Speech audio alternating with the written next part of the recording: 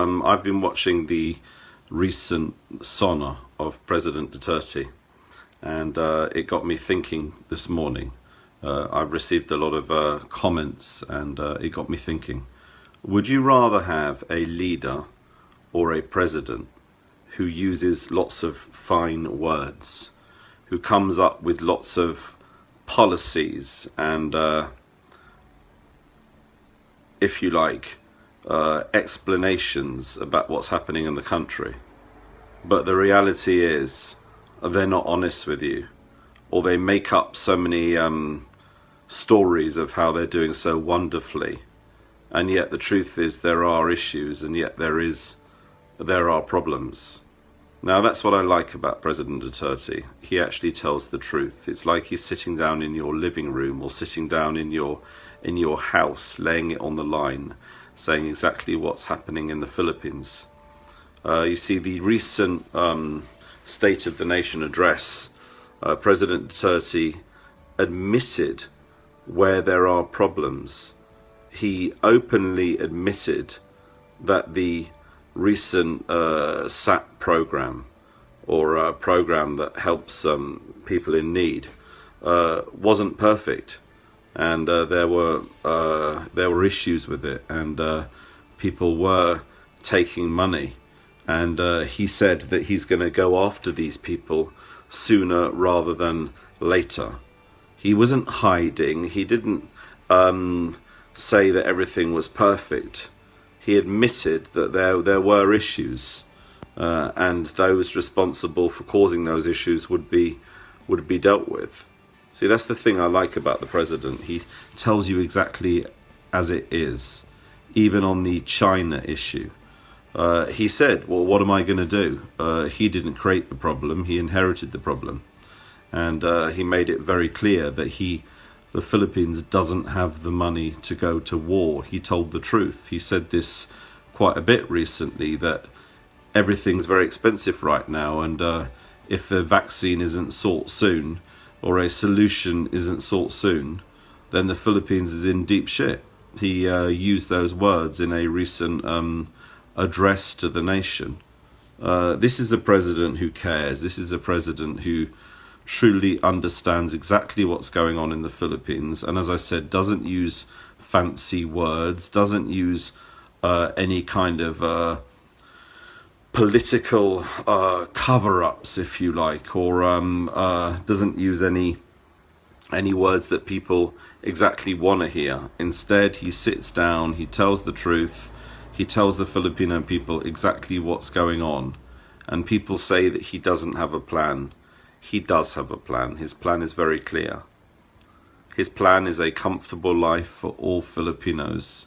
His plan is a light at the end of the tunnel, i.e. a vaccine. President Duterte is hoping that he can acquire a vaccine. In the meantime, he's basically told people what's happening. He's given the real situation. He's said to people that things will be difficult, but this is my plan. And to Robredo, who's come up with this 20-point plan of how she feels that she's going to deal with these issues.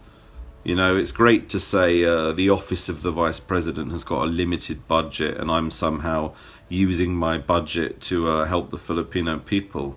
Well, correct me if I'm wrong, but the office of the vice president, that budget is paid for out of taxes from the Philippine people. It's not as though she's dipped into her own pocket and she's somehow used her own money to pay for free buses, or to pay for food, or to pay for PPE. She has a budget, and she's chosen to use that in that way. So, you know, the thing is, to the critics, what I say is this.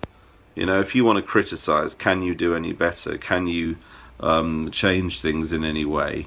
Can you think that this is a problem of the Philippines? The COVID-19 pandemic is a worldwide problem, and it's not something that's just happening in the Philippines. So it makes me say that, you know, what was the country supposed to do? What was the president supposed to do? How could he solve it. All he can do is just do like the rest of the world is doing, i.e. have a quarantine, have certain measures in place with masks and social distancing. And this is what other countries are doing too. You know, President Duterte has said this before. He's just following the science. He's just listening to his scientific advisors. He's not doing anything. He's not putting into place any harsh policies that will affect the Filipino people. In fact, what the Philippines is doing right now is listening to the science and putting in policies in place that save lives. And I've said this before and I'll say it again. The death toll in the Philippines in total, that means in the 4 months, in the last 4 months where this has been going on, the death toll in the Philippines in total is 2,000 deaths. And of course that's very, very sad, that's very regrettable.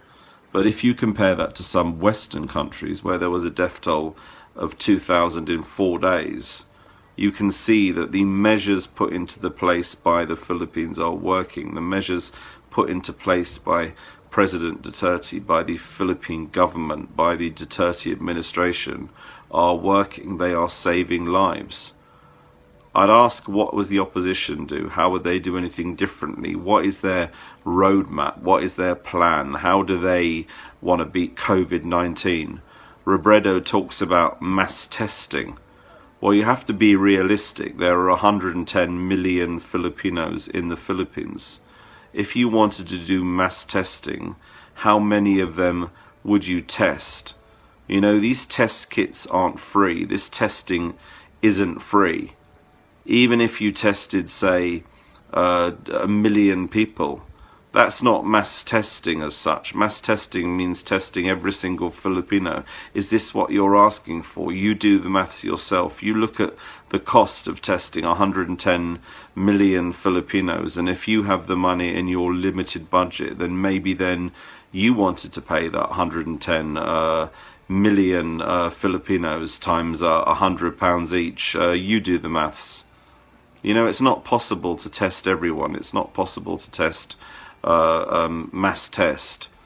Of course, you know, where there is a cause, where there is a suspicion of COVID-19 in a particular area or through contact tracing, yes, of course, then you should test as many people as you can.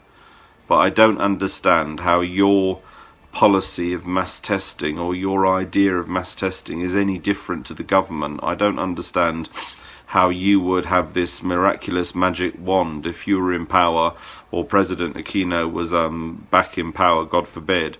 I really don't know how you would have done any differently. You would have just been doing exactly the same thing. You would have had some kind of quarantine in place. If you didn't have, how would you deal with COVID-19? If you didn't ask the Filipino public to wear masks, if you didn't have social distancing, if you didn't limit Filipinos going on the street, how would you deal with it?